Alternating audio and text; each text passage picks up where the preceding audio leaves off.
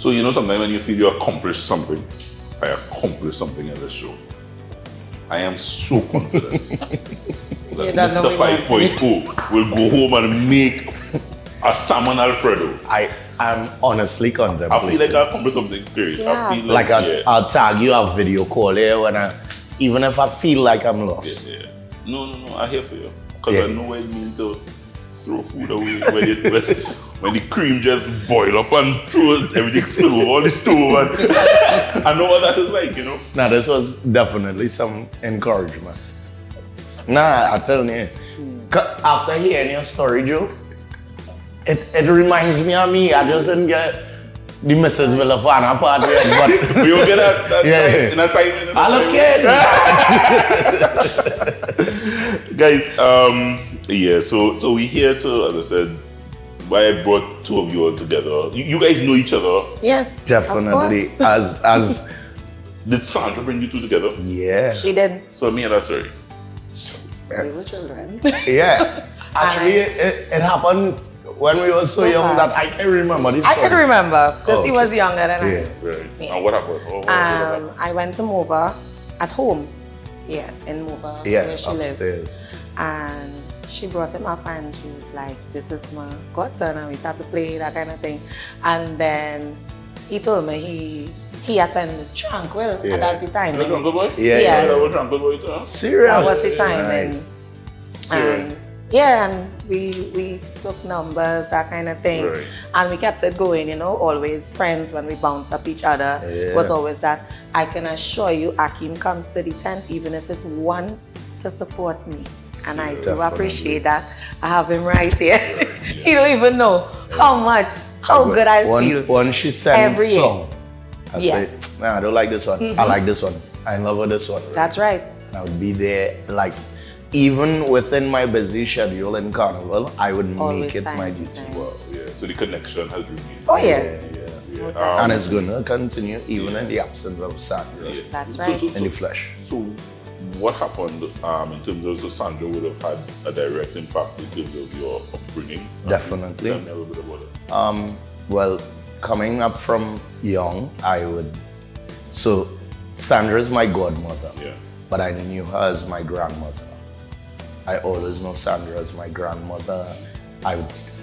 I'm literally sleeping, living by Sandra. I would just come home to get ready to go to school, or even in primary school, I would leave school where they packed lunch for me and go home by Sandra to eat lunch. So it was always that. Coming up, when Christoph sends songs to Sandra would have her earphones in her ears, and in the morning I waking up singing the chorus. I am there, you know.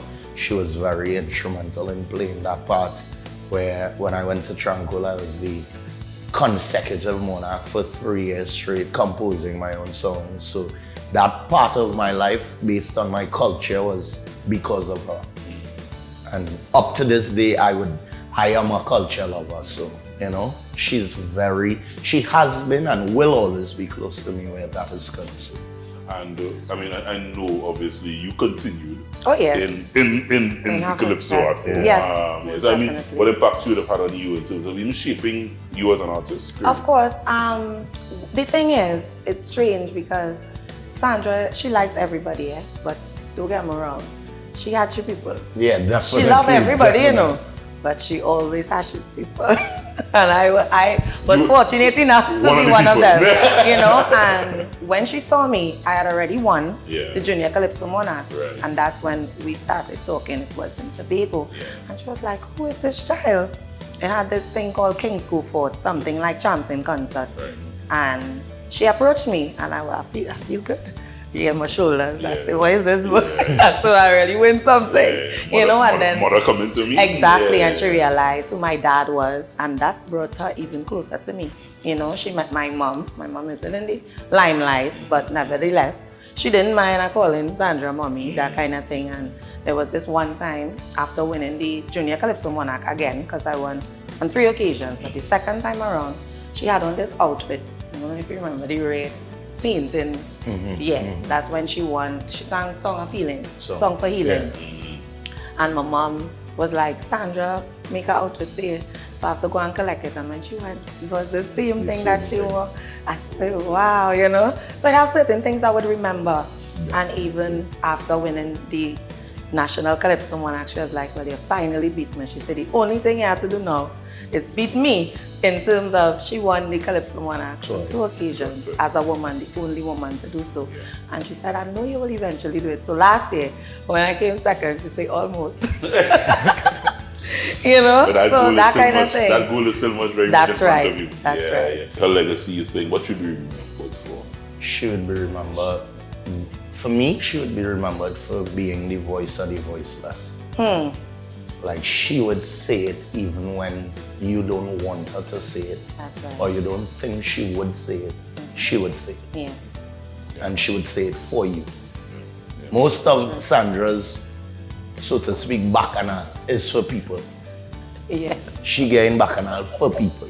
We call that buying people. Yeah. She don't mind. Yeah. She don't mind. She didn't mind. She didn't mind. She's buying. Yeah. And I think that was important in her life, not just on the bacchanal side, but 22 years down the road, Voices from the Ghetto is still known as the song of the people, as the song of the ground, as the song of the ghetto, so to speak.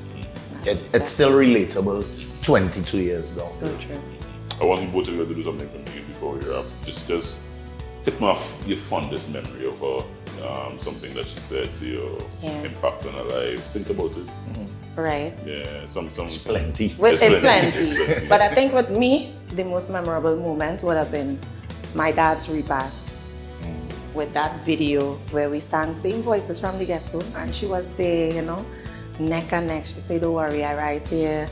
You know, she used to cuss my father for my friend. Yeah. You know, so that was a great thing because I didn't expect her to come up, you know, till 11, and she stayed there for the entire time. She left like around 11 o'clock the night, and you know, she stayed and she was there with me. That is my most memorable moment. Just like Karene, I have a lot to choose from, but I would choose personally going to Tobago every time school closed. It was a look forward to. I'd have my trolley bag and you're going on the plane, and every single time you get an opportunity, it's Tobago. You know, so we had a lot of memories there. Of course, during the carnival, just going all over the place. That would be my memory. Guys, I want to thank you guys for just sharing. As I said, I thought it was important. Sometimes we have, in this sweet TNT, we don't honor our icons as we should sometimes. For sure. And as I said, I met her fleetingly a couple times, and you know, sometimes you meet someone and they leave something with you, and that's just what she did. Yeah. So I think it shook me. So when I saw your images, I said, wow, so many people she would have touched along her journey. Probably gone too soon, but I think she said it, played a clip at the top where she said, nothing she's doing is hers. She's on God's journey. That's right. And God called her. For sure. God called her. If that is any solace to you all. That is what keeps us together. That's right. Thanks, guys. No problem. So, Karene? Yes. We keep in touch with Akeem very closely over the next. But you know that. Right? So we message him. Of course. Yeah, when are you inviting us? No, you see, you all cannot be Sundays from Russia. No pressure. You cannot be from Russia. Do not rush me. It have to gradually happen. Do not do it. Yeah, but we can't wait till next year around this time. I'm still grieving. Mother wouldn't have that. Right? Guys, thanks a lot. Karene Asche and Akeem 5. Thanks for Akeem, you can hear Akeem every day, Monday to Friday. 94.1 Boom Champions, guys. Check him out there. Radio personality and the DJ on all local airwaves here. Thanks a lot, guys. Thanks.